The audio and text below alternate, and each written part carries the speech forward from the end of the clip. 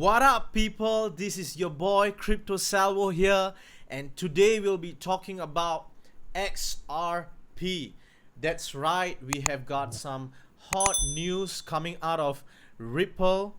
Ripple says, "You asked, we listen. We have introduced the federated sidechains to the XRP ledger." Remember a month or two ago, Joel Klads, he proposed the XRP federated sidechains to the XRP ledger, and right now it has been introduced, which is amazing because it's going to unleash value, unlock value. It is going to help with XRP working with CBDCs, developing digital currencies for the CBDCs is going to be amazing, right? And we can see in the page here, a vision for federated sidechain, the Ripple's blog here. It mentions how the sidechains work. There's a federator in between the XRP ledger and the sidechain. This is somewhat similar to Polkadot's ecosystem, where they have the parachains for another ecosystem to coexist or co-integrate with Polkadot's ecosystem, which is very interesting. As we can see here, the vision is that each sidechain would function as its own blockchain. They would have their own ledger and transaction, just as the XRP ledger does. What makes them sidechains is the federation system, which allows XRP and issued tokens to move from one chain to another. This is amazing that these federated assets will be built and can be traded on the decentralized exchange of the XRP ledger, right? We can see how the three strategies require the strategy that requires three things here: building a new piece of software called a federator, making two trivial changes, adding new features. So you can check out the advantages here, the changes to the XRP ledger they'll be having after this federated sidechains installation. So there's low risk, low effort, and a long roadmap with a horizontal scaling as well in the immediate advantages section for federated sidechains. This is going to be amazing, especially for the XRP community, where there's going to be more use case and people can actually speak up for XRP, that there is a use, there is more utility right now for XRP's ledger, especially when Bitcoin maxis state that, oh, XRP is a shitcoin, it does not have any use case, right? So today we'll be talking about XRP and the news that is coming out of it, with also in regards to the new bill, crypto bill infrastructure that is happening at the USA. There is two types of amendments to that bill infrastructure. One is from Senator Loomis, Toomey, and Senator Ron Wyden, and the other one is from Senator Warner and Portman, right? We see Blockchain Association mentioning that they have come up with a last minute amendment competing with Ron Wyden, Senator Loomis, and Senator Toomey amendment, which would be disastrous for the US crypto ecosystem. Basically, Senator Warner and Portman, they are anti proof of stake or software developer amendment is going on. But however, for Ron Wyden, Senator Loomis, and Senator Toomey's amendment actually encourages software developers, encourages the proof of stake cryptocurrencies and other cryptocurrencies that does not involve proof of work, right? So now we have Crypto.The, who recently stated that SBI sold out its first digital bond with XRP baked in as a benefit for holder in 2 hours. Now this is a tokenized real estate offering closed this Friday, right? So basically XRP is a reward there, while as in this real estate offering. So as Ripple mentioned about how the tokenization is the future and how XRP could be used for that future of tokenization, this is like a trial or a beginning for the tokenized real estate offering. In the future, there are more real estate offerings that would be tokenized, and I believe it's going to be tokenized on the XRP ledger. That's right. Now more into when it comes to regulation, crypto regulation in regards to SEC, Ripple, CFTC, the Congress. We see how Chris Giancarlo, if that's how I can pronounce his name, I hope I pronounce his name correctly. Yep. So Chris says that only one US regulatory agency has experience regulating markets for Bitcoin and crypto, and it is not SEC government, it is CFTC. If Biden administration is serious about sensible cryptocurrency regulation, it needs to nominate a CFTC chairman. This came right after comments from Gary Gensler that we'll be taking a look at, the chairman of SEC, who mentions that they are going to come up with much more enforcement actions, that like how previously they came up with during Jay Clayton's time as a chairman in SEC with the 75 enforcement actions that brought crypto clarity or clarity to the cryptocurrency market, which many beg to differ because it till now did not bring any kind of clarity in the market. So we see how SEC might be overreaching in terms of their power and in terms of in terms of how they want to regulate the cryptocurrency market. So we see how Chris say this, and we have, I believe we have another person. Let me see. I believe even the House AG GOP, they mentioned that CFTC Quintes is right. Crypto is bigger than the SEC. Congress needs to write the rules of the road to protect investors and innovation in the digital economy. As we see, Brian Quintes is a CFTC commissioner, and he mentions that the SEC has no authority over pure commodities on their trading venues, whether those commodities are wheat, gold, oil, or crypto assets. So we can see how this could affect the Ripple versus SEC case if these CFTC commissioners actually come up with amicus curiae briefs to the courts to assist in interpretation of the law. In the words of our attorney Jeremy Hogan, this is going to be interesting if the CFTC steps in and helps Ripple in the Ripple versus SEC case. Then most of the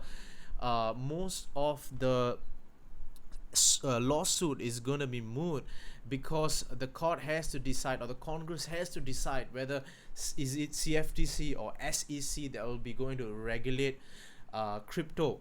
And if it goes to the CFTC's hand, then XRP's lawsuit, the Ripple versus SEC lawsuit, most of it is going to be moot. Like just how Mr. Jeremy Hogan's wife also mentioned that same thing, right? So, and also I'll be talking about how Gary Gensler, right, he actually came up in the Aspen Security Talk, where he was asked if there is clarity in the market, and he mentioned how let's take a look at this. I hope I don't get copyright. We've been awfully clear on a bunch of this stuff, so I'm pushing back a little bit with all respect, and is that I think that Jay Clayton was pretty clear 4 years like we have. So he mentions that there has been crypto clarity with Jay Clayton's 75 enforcement actions. They have been awfully clear, so there is clarity in the crypto space, but many people are disagreeing with that.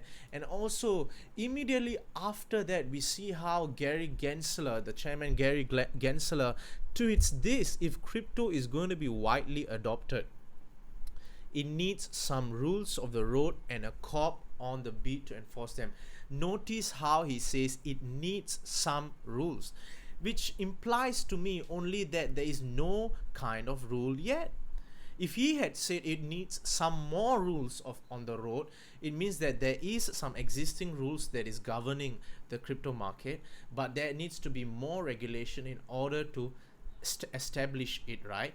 But right now he just states it needs some rules of the road. That means the some rules have not been implied at all the past years. So he has completely contradicted and of what he mentioned in the Aspen security talk when he was asked if there is crypto clarity in the market. So we see how there is a double standard or two sides to it, where even in the Aspen security talk he mentioned Satoshi and Bitcoin, but goes on to say that he can't comment on a particular coin or a particular crypto when asked if Ethereum was a security, right? Or regarding its security status. So it is very interesting how this is turning out. I believe the tidal wave is coming. The tsunami of Ripple is coming. Ripple is going to win the SEC case. We are going to be seeing XRP rocket off to the moon. This is not even a hyperbolic statement. I am a firm believer in XRP and its long-term growth. It is the house favorite. It is Crypto Salvo's favorite cryptocurrency out there. That's right, XRP. I am packed with my bags getting ready for the rocket. That's right. None of this is financial advice. Please do your own research before investing into cryptocurrency. Please evaluate your risk portfolio. Do your own research if you want to look into XRP and its technical charts, right? I'm no TA expert, but later we'll be looking at it, some of the technical analysis part, right? So we'll be looking at that. And if you want to check out more deep technical analysis for XRP and you want to follow some people, you can check out BC Becker. He is good, man. He is good in expounding more on the technical analysis part of the charts for XRP. And also Credible Crypto is also one in the Twitterverse, the crypto Twitterverse, who actually gives us more info on the TA part for XRP. So let's just have a brief look at what's happening in the XRP chart. We see how this looks like a dragon, like how 360 Trader from Twitter, he mentioned that this actually looks like a dragon, right? And this is a descending wedge. He mentioned that this is a descending wedge, and how this is a positive sign where we could see price movement upwards. So this is very interesting. So like I mentioned, what is my price prediction? I think in my first video I mentioned the price prediction for XRP. My price prediction for XRP this year is $15 to $20 at the end of year or next year. In fact, actually, I would say post settlement. Once the settlement news comes in, or once Ripple wins at the summary judgment, definitely XRP is going to skyrocket. Exchanges are going to list XRP. Coinbase, Binance US, all of them are going to list XRP back again. And when they list, there are going to be more demand. There's more opportunity for people to buy. The doors are going to be open. All hell will break loose. It is going to hit the stratosphere. That's right. And then we can have the Ripple IPO news, and then we will have Flare news coming along with XRP, and the F assets people actually using XRP and Flare for F asset staking. This is going to be an interesting space to watch. That's right. So I believe that in the coming months, XRP's future is bright, guys. XRP's future is bright. For those TA experts, for those TA people who want to look at fundamental analysis, technical analysis, take a look at Credible Crypto or BC Becker. These guys are good. And for those who need more news and information, of course, do subscribe to Crypto Salvo, to my channel, and I will be updating about XRP and what's gonna come out of the Ripple versus SEC case. All right, shout out to Crypto Airy, shout out to